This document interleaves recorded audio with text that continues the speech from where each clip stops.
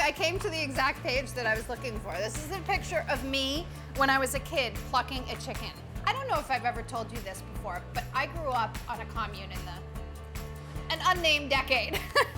And when I was growing up, my parents and my whole family in the commune made a cookbook. This is it. It's called Feast, a Tribal Cookbook by the True Life Beavers. And in this cookbook is one of my favorite recipes. It's my mom's recipe for manicotti. And in honor of Mother's Day, I'm making this recipe because every time I eat it, it makes me think about my mom. Mom, this one is for you. It's your recipe.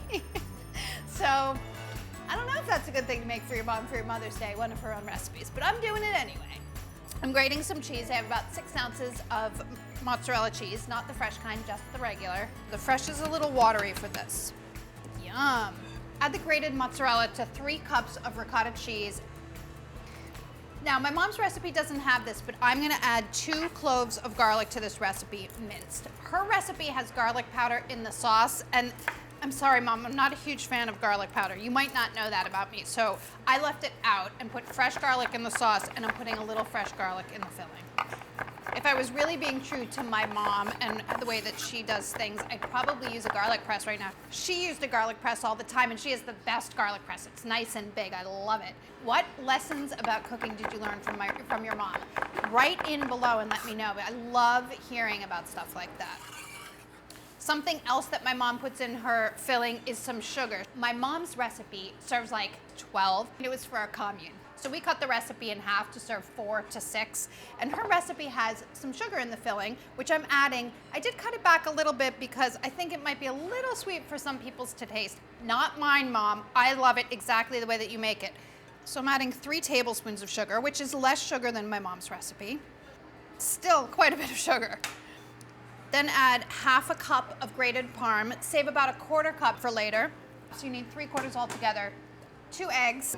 Perhaps it was while we were making this dish as a group together as a commune that I first realized that I was born to cook.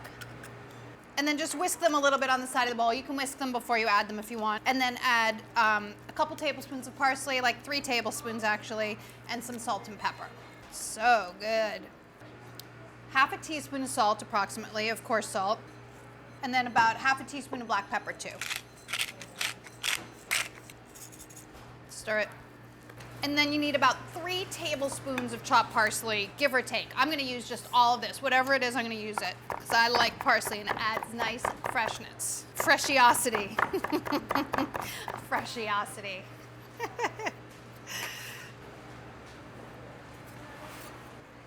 Just like I remember. I mean, I remember it from very recently because my mom still makes this all the time for special occasions. She used to make it for my grandmother while she was still alive. She makes it for me, she makes it for my kids, she keeps it in the freezer. She loves making this because everybody goes crazy when she makes it, including me. So what I'm gonna do is I'm gonna take this resealable bag and I'm gonna put the filling in there. If you have a pastry bag, you can use a pastry bag. All right, I'm just putting all of it in there. I hope I'm not making a mistake because I feel like it might be a little bit hard to hold. But this is how my mom does it. This is how we did it when I was growing up. So I'm gonna put it in this bag, but before I cut it, I'm actually gonna put some sauce into my 9x13 baking dish. I'm using my mom's sauce recipe, which we're gonna put online. You can use any sauce recipe that you want. But I have about 4 cups and I'm putting about 2 cups in the bottom. Smooth it out. Just cut off the tip and then pipe the filling into manicotti shells. These are uncooked manicotti shells. Go to work filling them. I'm gonna just squeeze the filling right into your shells. This is the way that my mom says to do it. She did say to me this morning on the phone, it's a little messy, but it's the best way to do it. I recommend this twisting method to keep everything compact. There we go, so much better. And then it ends up being really fast. I really feel like I've got the hang of it now. You just need to practice a little bit. I wonder if my kids are born to cook. We'll find out. Michaela thinks that she wants to be a chef, so maybe she is. So just fit them in. This is 1 box, and it fits pretty well right here on this 9x13. And then spread the remaining sauce over the top. Cover it up with parchment-lined foil. Put it in the oven at 400 degrees for about 25 minutes till the shells are cooked and it's heated through, and then uncover it, sprinkle it with the remaining parm, and cook it for another 10 minutes.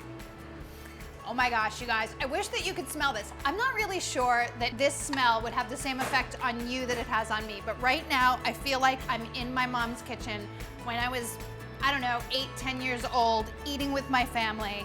It really, really brings me back. I'm super excited to try it. I'm tasting it.